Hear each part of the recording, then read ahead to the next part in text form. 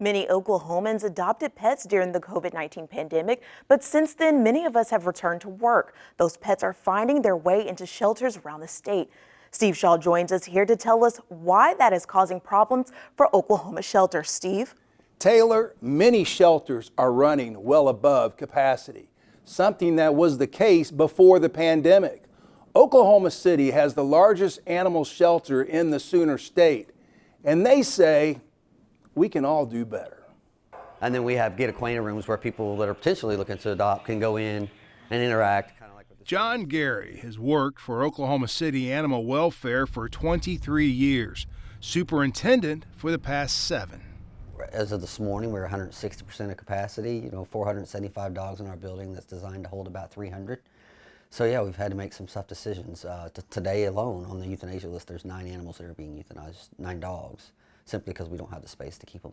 He says the pandemic 3 years ago proved to be a double-edged sword. People stuck at home adopted dogs and cats because they had the time and those stimulus checks to spend. But when those checks ended and coronavirus slowed down, people went back to work, and many of those adopted dogs and cats ended back here. We are seeing less foster homes, and then some of our partners, the people that we work with, the groups that we work with, they're just as crowded as we are. So they're running into the same situations where they're not able to take as many from us. So it's kind of between getting back to those pre-pandemic intake numbers is really what's the biggest problem we have. Gary says a little legwork is key to keeping at least some dogs and cats out of shelters in the first place. When you find a pet, someone finds a dog in the street, the first reaction is always like, well, we should just take it to the shelter. Well, less than 20%, or only about 20% of dogs are reclaimed by their owners. So we know once they enter our door here, the likelihood of them getting back home is not very good. So it's actually better if you try to locate the owner in that neighborhood, through Nextdoor apps, Facebook, all those places where people post lost pets, and try to reconnect them back home before bringing them here. Because again, once they get here, the likelihood of getting reclaimed by their owners is not very good. 2 decades ago, Oklahoma City Animal Welfare took in an average of 30,000 stray animals each year. They only were able to save 10%. Last year, because of spay and neutering, they saved 84%. That's because of the success of spay and neuter campaigns statewide over the past several years. Remind people how cheap it is to spay and neuter your animals. Well, especially nowadays, there's so many different options available for people. If you're an Oklahoma City resident, we have a free program, so any Oklahoma City resident can get their dog or cat spayed and neutered for free. And Here. then we offer that. Yeah, we actually partner with Safe Haven High Volume Spay Neuter Clinic. It's actually in Spencer. They do all of those for us, and we partner with them for that program. But even if you're not an Oklahoma City resident and you're in the metro area, there's Humane, less than $100 to get your animal spayed or neutered there. Bella Foundation has similar programs that it's the same way. So there's a lot of just different options. Best Friends of Pets, they also offer another where it's less than $100. Okay, now you're getting happy. There you go. Skylar Denny volunteers at Oklahoma City's animal shelter. I enjoy it, so I don't see it as a job or anything.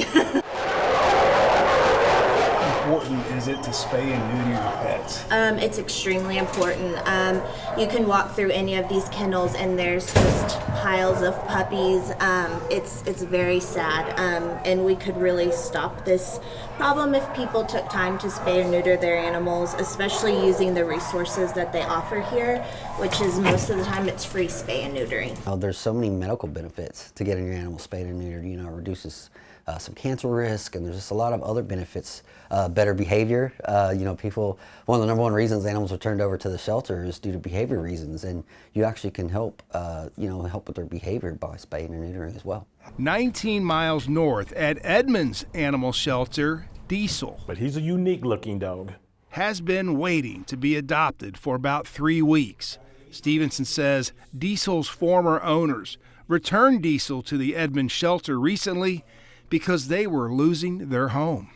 It's expensive to take care of a pet. It really is. We tell people if you don't have $1,000 at least a year to spend on the animal, you probably are not going to be able to afford it. So once the pandemic did start come to an end, people started going back to work.